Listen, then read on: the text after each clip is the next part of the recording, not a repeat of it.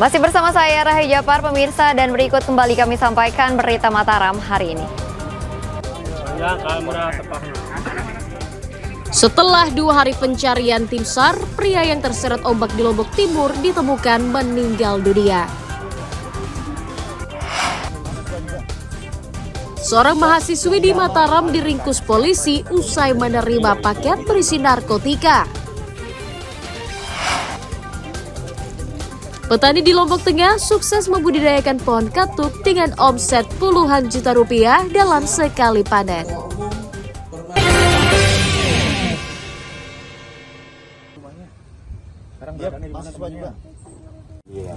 Seorang mahasiswi bernama Dinda berusia 20 tahun asal Sumbawa diringkus aparat Satuan Reserse Narkoba Polresta Mataram karena menerima paket kiriman narkotika dari luar daerah. Dinda ditangkap di halaman parkir kampus usai menerima paket narkotika dari jasa pengiriman antar daerah. Polisi menyita ganja seberat 949,73 gram dan ponsel sebagai barang bukti kejahatan. Dari hasil pemeriksaan, tersangka mengaku paket ganja tersebut dipesan kekasihnya berinisial A yang kini masih buron. Ganja tersebut dikirim dari Sumatera untuk diedarkan di kalangan mahasiswa di kota Mataram.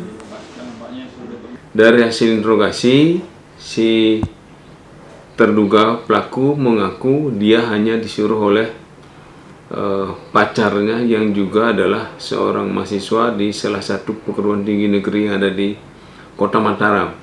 Dan mereka berdua sudah tinggal satu kamar kos. Selama ini pacarnya selalu memperjualbelikan dan juga menggunakan narkoba di kamar kos, dan orang-orang yang diperjualbelikan adalah di kalangan mahasiswa. Tersangka mengaku hanya diminta sang pacar agar menerima paket tersebut yang ternyata berisi narkotika. Siapa yang punya paket ini? Pacar saya.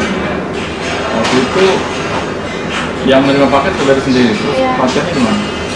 Pergi. Ini kemana? Dia bilang sih beli makan, tapi nggak datang-datang. Dia juga Untuk paket tuh tahu nggak kalau dalamnya berisikan uangnya?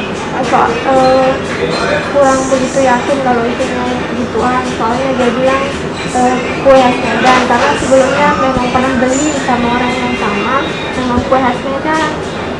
Isinya kue Ya, khas kue Medan. khas Medan, kue aja gitu, dikasih ke saya. Tersangka dijerat pasal narkotika dengan ancaman hukuman pidana minimal 4 tahun penjara. Awaludin dari Kota Mataram melaporkan.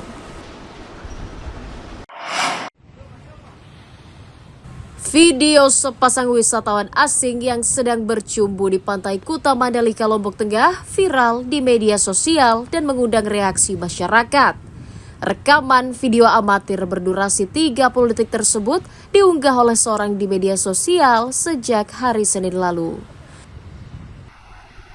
Kedua wisatawan yang belum diketahui identitasnya tersebut memperlihatkan adegan sedang berhubungan layaknya suami istri di atas pasir pantai. Hal itu mengundang reaksi tokoh masyarakat termasuk tokoh pemuda. Mereka meminta pihak berwajib segera mengusut kasus tersebut agar tidak mencoreng citra pariwisata. Hal ini tentu mencederai citra pariwisata kita sebagai pariwisata halal di Nusa Tenggara Barat.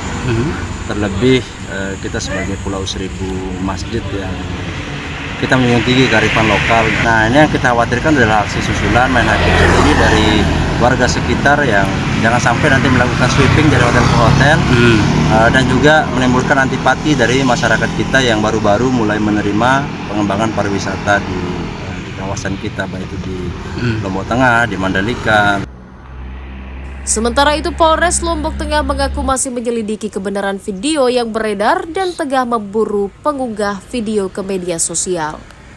Kita sedang mencari yang mengunggah akun Facebook terkait dengan perbuatan orang asing yang kurang pantas untuk dilihat. Kami akan melakukan penyelidikan dulu, baik terhadap yang mengunggah itu mungkin dia kenal. Nah, setelah kita tahu, mungkin ada informasi dari pengunggah itu, mungkin kita akan panggil karena ini juga kan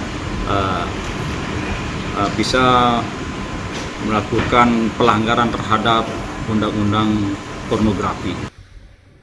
Selain berjanji akan meningkatkan patroli di kawasan wisata, polisi juga meminta pengelola wisata untuk mengingatkan wisatawan agar tetap menghormati norma adat dan budaya masyarakat.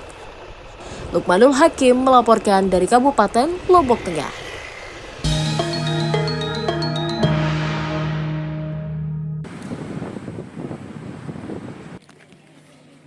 Tim gabungan TNI, Polri, dan Satuan Polisi Pamung Praja menggelar operasi penyakit masyarakat di sejumlah kafe dan tempat hiburan di Kota Mataram.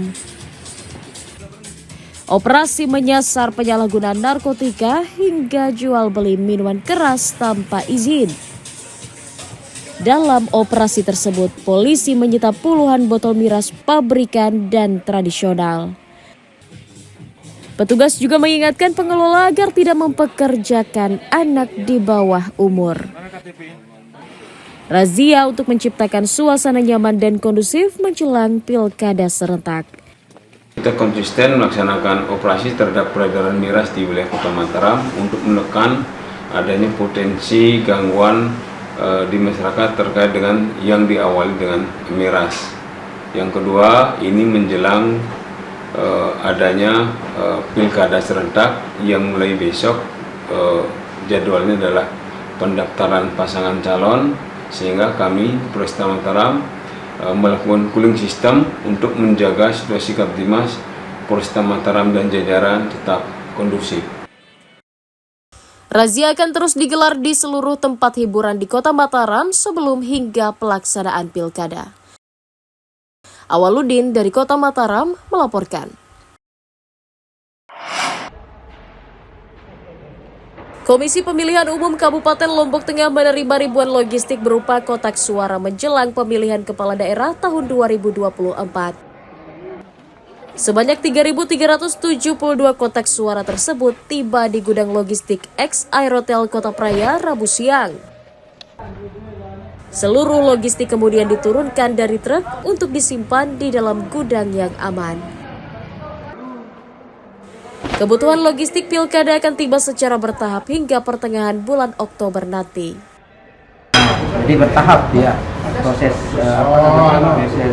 produksi dari logistik kita, karena memang ada tahap satu yang datang ini.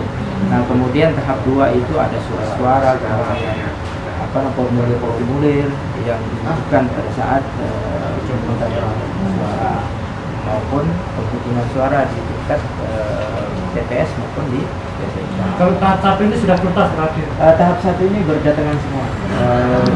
Ada yang datang kan hari ini kota yang duluan itu segel. Tak hanya menerima kotak suara, KPU juga telah menerima ribuan bilik suara dan segel yang rencananya akan mulai didistribusikan pada awal November nanti. Lukmanul Hakim melaporkan dari Kabupaten Lombok Tengah.